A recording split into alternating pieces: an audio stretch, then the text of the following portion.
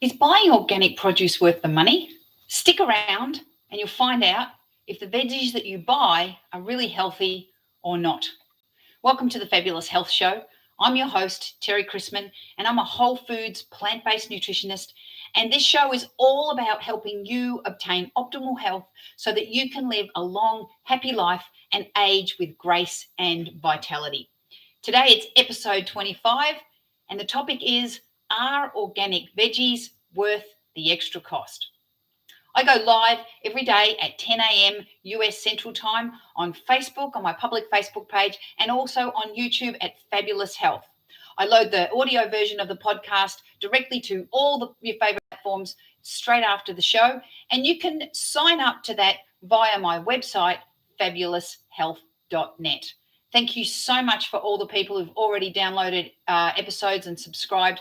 I really, really appreciate you doing that. And thank you also to the people who have left comments on YouTube and Facebook. It really means a lot to me. So, to buy organic or not organic? That is the question. So, firstly, what does organic mean? According to the USDA, which is the United States Department of Agriculture, and I quote, organic products must be produced using agricultural production practices that foster resource cycling, promote ecological balance, maintain and improve soil and water quality, and minimize the use of synthetic materials and conserve biodiversity. And the products that they use must be without genetic engineering, ionizing radiation, or sewage sludge. So produce such as fruits and vegetables, grains and legumes that are not organic can have organophosphates and other herbicides and insecticides sprayed on them during the growing season. And those chemicals, those toxic chemicals, can remain in the food when you buy it. Now, organophosphates such as glyphosate can cause neurotoxicity and sometimes permanent damage to the central and peripheral nervous systems. Some of the symptoms are anxiety, apathy, confusion, disorientation, impaired memory and concentration, irritability. I was laughing because the next one was speech difficulties while I'm stumbling over my words. Delayed reaction times, dizziness, and insomnia are also other symptoms. Other symptoms include decreased verbal attention, decreased academic skills, short-term memory deficit, increased social isolation, fatigue, as well as slow reaction time. Now, these are all neurological problems caused by the buildup of chemicals over a long period of time.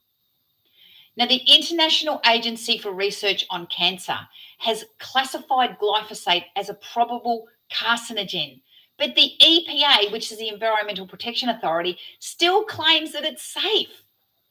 The EPA has established tolerances for glyphosate on food, including soy, corn, oil seeds such as canola, grape seeds and things like that, grains, and some fruits and vegetables. So in order for the EPA and the FDA, which is the Food and Drug Administration, to deem that a food is safe I can't even talk today, safe for consumption, foods can only have up to 310 parts per million of glyphosate.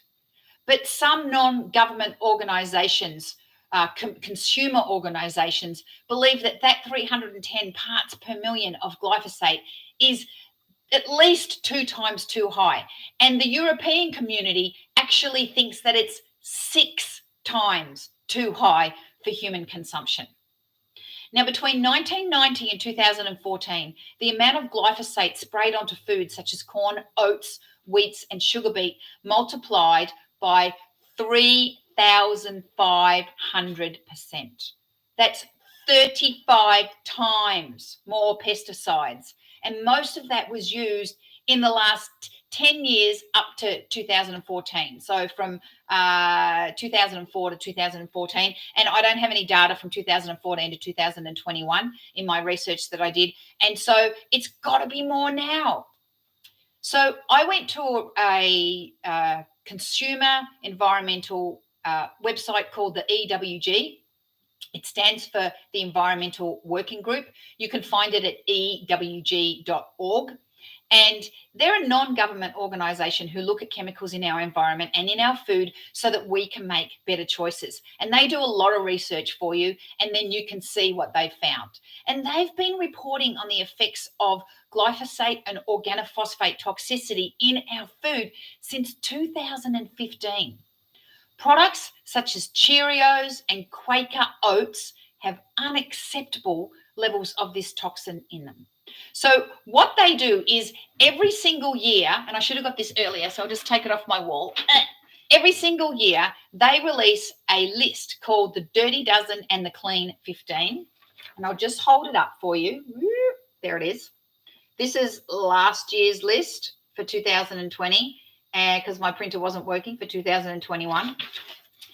And what it is, it's a list of the 12 most toxic non-organic foods. So what I mean by that, if you go to the supermarket and you go to buy strawberries, you've usually got the normal strawberries, and then in another section you've got the organic strawberries. And the normal strawberries are usually on sale, and the the normal strawberries are usually on sale, and the organic strawberries are usually a little bit more, or sometimes a lot more expensive.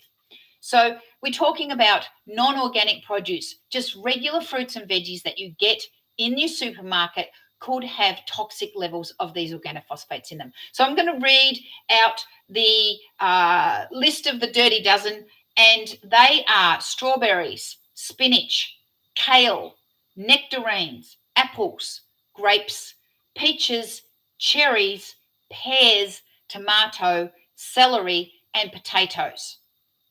And this list changes every single year. So go on to ewg.org and have a look at that list. So all those fruits and vegetables that I listed, they're the 12 fruits and vegetables with the most toxins in them when you buy them regularly at the supermarket. So if you're going to spend your money on organic produce, spend it on those 12 things. Get organic spinach and organic leafy greens for sure. Now, they also have a list called the Clean 15.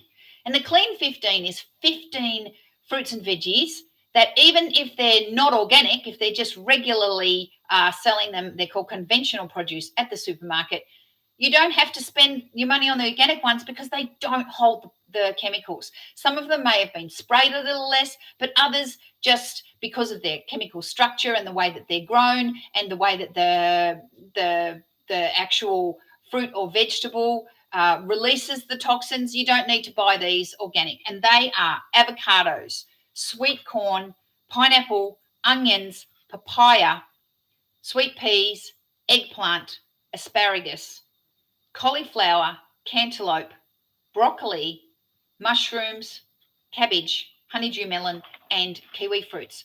Now, there are other fruits and veggies that I never buy organic.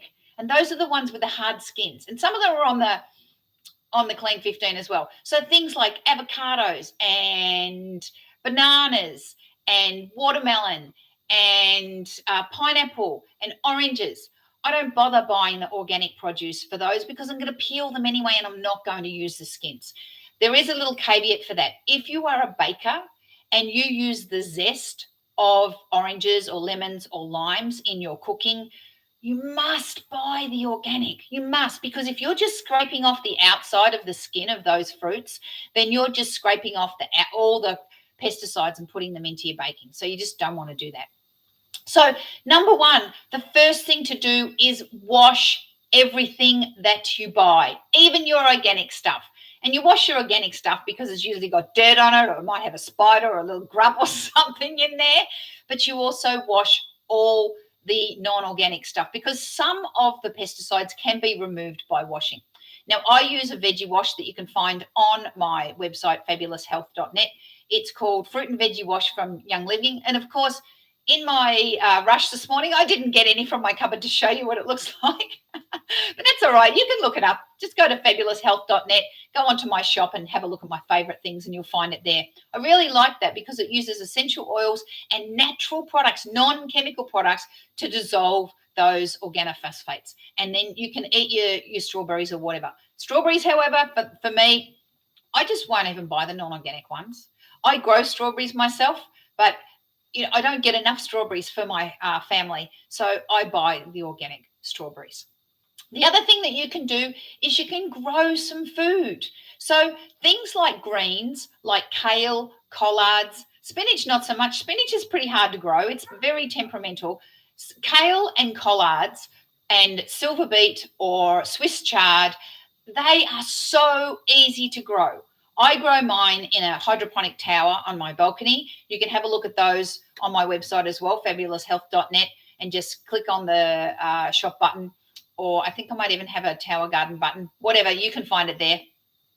Or just buy some seeds and chuck them in little pots around your house.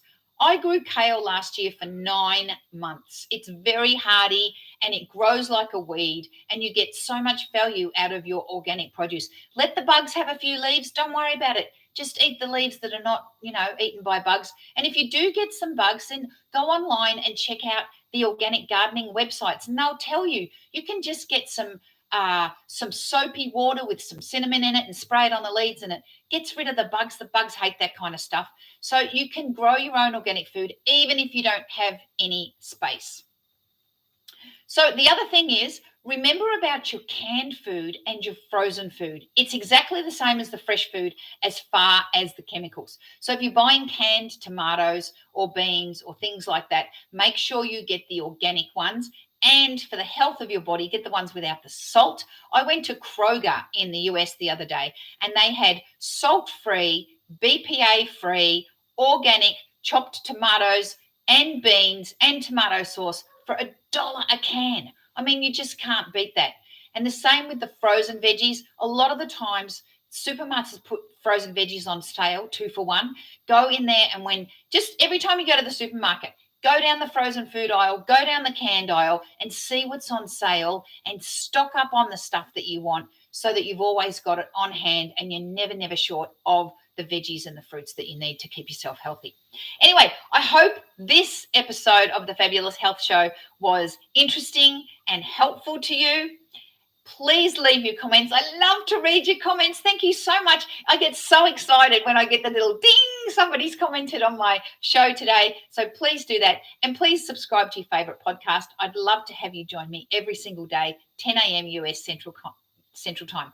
Go to fabuloushealth.net for more information. And of course, if you want to take your health to the next level and work with me, I have a brand new online course. It's called the Quick Road to Fabulous Weight Loss. And it's just a magic course. It goes for 5 weeks. You get to spend some time with me as well. And if you want 50% off, that's a huge discount. Just use the promo code podcast at the checkout, and I'll give you 50% off. So tomorrow we are going to talk about poo. Yay! Actually, we're going to talk about fiber and how it affects your digestive system. So I will see you tomorrow, and I hope you have a fabulous day. See you later.